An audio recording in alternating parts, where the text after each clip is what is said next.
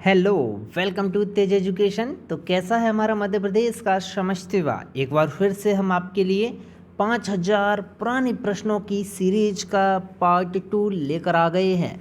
और इस सीरीज में हम जीके और एमपी जीके के ऐसे सारे प्रश्न देखने वाले हैं भाई, जो अब तक पूछे जा चुके हैं। तो देर किस बात की, सारे प्रश्न याद करते हैं चलेगा।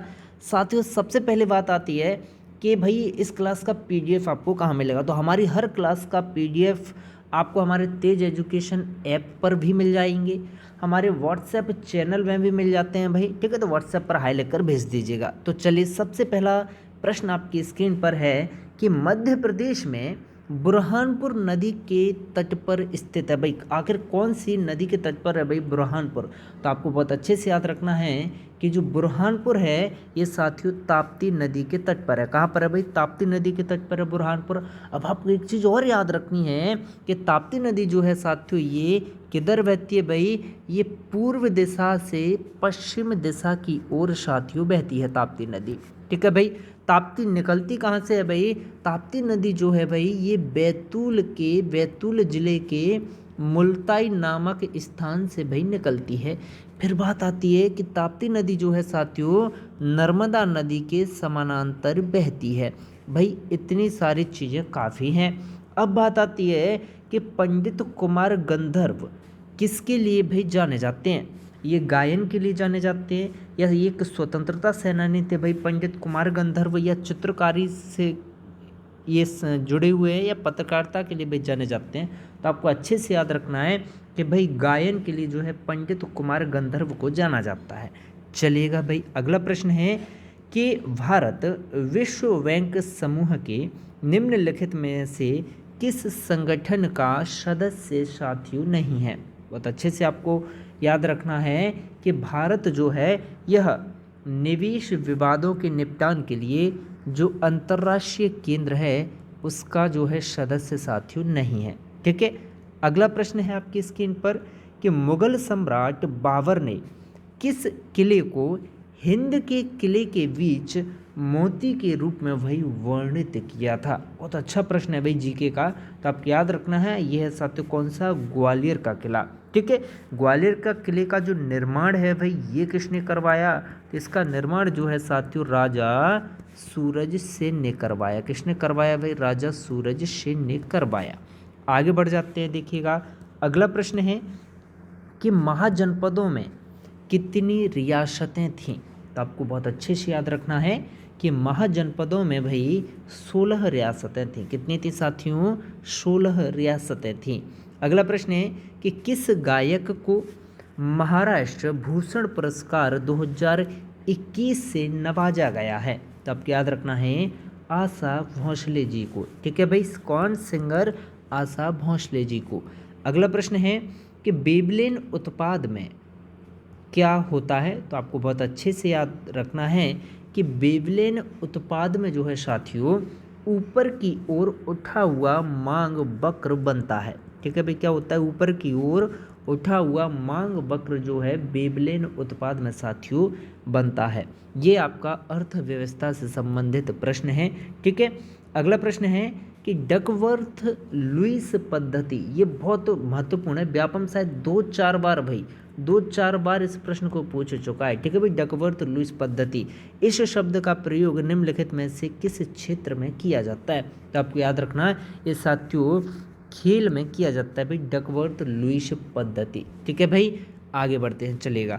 अगला प्रश्न है कि मध्य प्रदेश के निम्नलिखित में से किस स्थान पर भाई लोकप्रिय रूप से अनेक अजूबों की पहाड़ी के रूप में वर्णित किया गया है? तो आपको बहुत अच्छे से याद रखना है साथियों ये है चित्रकूट आपका। ठीक है भाई, अगला प्रश्न है कि सत्येंद्र सिंह लोहिया कौन से खेल से जुड़े हुए हैं?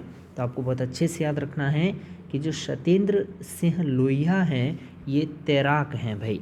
नेक्स्ट प्रश्न है कि 2011 की जनगणना के हिसाब से भारत के सभी राज्य और केंद्र शासित प्रदेशों सहित साक्षरता की दृष्टि से भाई मध्य प्रदेश का कौन सा स्थान है? तो आप याद रखिएगा भाई मध्य प्रदेश का 28वां स्थान है साथियों साक्षरता के हिसाब से। किसके हिसाब से भाई? साक्षरता के हिसाब से, वो भी सभी राज्य और केंद्र शासित प्रदेशों में। ठीक है, नेक्स्ट प्रश्न है आपकी स्क्रीन पर कि संविधान में संशोधन करने की संसदों की शक्तियाँ कौन से आर्टिकल के अंतर्गत भाई आती हैं। ठीक है, तो आर्टिकल आपका 368 जो है ना, ये सांसदों को जो है पावर देता है, शक्ति देता है कि वो भाई क्या है, संविधान में संशोधन कर सकें। ठीक है भाई, कौन सा, आर्टिकल 368। अगला प्रश्न देखिएगा आपकी स्क्रीन पर है भाई कि सरकार व्यापार प्रतिबंधों को आखिर कैसे नियंत्रित करती है। तो आपको बहुत अच्छे से याद रखना है भाई, व्यापार प्रतिबंधों का जो नियंत्रणीकरण है ना, ये सरकार के द्वारा औद्योगिक नीति अधिनियम 1991 के तहत किया जाता है। ठीक है भाई, विकल्प ए इसका बिल्कुल सही जवाब है। मुझे लगता है कि एक बार जैसे आपने ये प्रश्न पढ़ लिया ना, तो भविष्य में आपसे गलती नहीं होगी, बस एक बार रिवीजन जरूर कर लेना पीडीएफ से। प्रश्न है कि कुडियाट्टम केरल का एक पारंपरिक भाई क्या है, एक रंगमंच, पेंटिंग, संगीत या नृत्य। तो आपको बहुत अच्छे से याद रखना है कि कुडियाट्टम जो है केरल का एक रंगमंच है। ठीक है भाई, विकल्प ए इसका सही जवाब। अगला प्रश्न है कि निम्नलिखित में से कौन सी मिट्टी साथियों अनुपजाऊ है। तो आपको बहुत अच्छे से याद रखना है कि नमकीन मिट्टी जो है साथियों अनुपजाऊ है। ठीक है, अगला प्रश्न है कि जबलपुर में उच्च न्यायालय भवन की शानदार वास्तुकला की प्रभावशाली हवेली का जो निर्माण है ना भाई, वो किसने करवाया। तो आपको याद रखना है भाई, राजा गोकुल दास ने करवाया। किसने करवाया भाई, राजा गोकुल दास ने। नेक्स्ट प्रश्न है देखिए आप स्क्रीन पर कि मध्य प्रदेश के कहाँ पर भाई मराठी साहित्य अकादमी मौजूद है मध्य प्रदेश में। तो आपको बहुत अच्छे से याद रखना है कि मराठी साहित्य अकादमी जो है हमारी मध्य प्रदेश में है, और हमारे मध्य प्रदेश में भी साथियों कहाँ पर है, भोपाल में मराठी साहित्य अकादमी है। अगला प्रश्न है कि मध्य प्रदेश में सरुमरु के अवशेष प्राचीन परिसर का स्थल है। तो आपको याद रखना है भाई, ये जो है किसका भाई, मठ। ठीक है भाई, सरुमरु के अवशेष जो है प्राचीन मठ परिसर का स्थल है भाई सरुमरु। नेक्स्ट प्रश्न है कि डेविस कप जो है कौन से खेल से जुड़ा हुआ है। तो आपको याद रखना है, डेविस कप जो है साथियों ये आपका टेनिस से जुड़ा हुआ है। किससे जुड़ा हुआ है भाई, टेनिस से।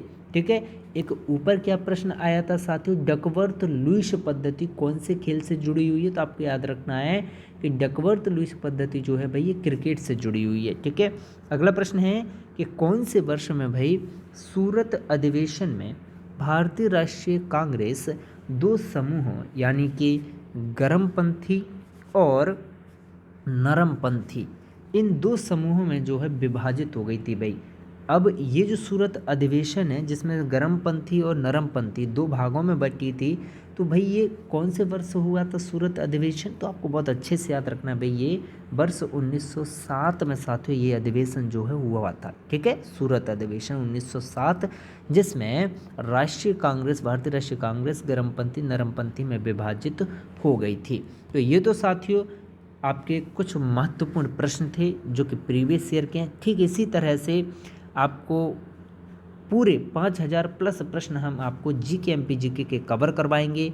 निश्चित रूप से आपको ये पूरे प्रश्न बिल्कुल रट लेने हैं। ठीक है, और रिवीजन के लिए पीडीएफ आप जरूर डाउनलोड करें। हर क्लास का पीडीएफ आपको मिलेगा भाई, 100% मिलेगा। ठीक है।